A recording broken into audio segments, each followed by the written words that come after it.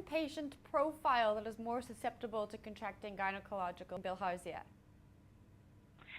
No, and anybody can really get it. So what you ask, if you have freshwater contact in any African country, you should actually be asked if they should explore if you have bilharzia. And there are places to go to where they say, oh, there's no bilharzia here. But where there is really, they are keeping it secret for tourism purposes, for example, or they care about it. They say there's a thing out there. You go swimming knowing there's treatment. It's actually not like that. The disease is quite hard to treat. And there's just recently a German family where the children, long time was after several rounds of treatment. So we think it's completely underestimated the effects of this disease. As soon as the eggs are, the worms go into our bodies, and we're fine in a way with the worms. We are like a block of, and they live in the whole body, and they stay there, and they make these, they produce these eggs. This couple of worms produce these eggs, and the worm is this big, 1 centimeter, almost 1 centimeter. So it sits in the body, produces all these eggs, and they get stuck in the body.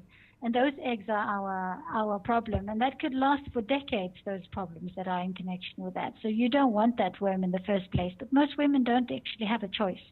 Most people go swimming when they are children. Most have been in some lake, some freshwater body, and we even have children who don't remember that they've ever been there, and yet they have bilharzia. We found it in them here in this district. So they might have touched the water when they went for a funeral and washed their hands in water from a bucket that was taken from a river, or they sat in the bucket next to their grandmother when they were a child, and the grandmother was doing the laundry, or they were just playing around with the other toddlers that were there. It's hot here, and what do you do as your entertainment? You go swimming and enjoy yourself. And it should be perfectly safe to do that, but it's not. Now, what does a treatment plan look like once you've contracted bilharzia? The problem is that once you've got these eggs stuck inside your body in different places, there's very little you can do with the eggs themselves. They are stuck there, and they're like a thorn in your finger, and it's like a foreign thing that's not supposed to be there, and it hurts, and you can't really get it out because it's stuck in so many places.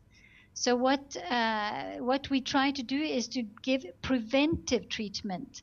Now, it's not like a vaccination because you can't do it. It doesn't protect you forever, if you take it, but you kill the worm every so often. So you prevent disease by killing the worm.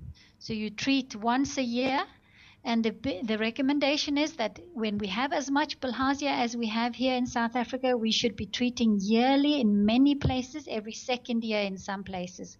And the treatment should be given to every single child in these areas so that they are treated for the infections they acquired the last year, and they are preventing the severe disease that can happen later on. And you don't even notice that you have a disease. It might sit silently just next to your kidney, and it could be killing your kidney while you know nothing. Whereas as soon as it moves to somewhere else, then maybe it's stuck in your fallopian tubes, and then you become infertile. Or maybe it's stuck on the cervix, which is the part that is exposed, to the sperm and all of that.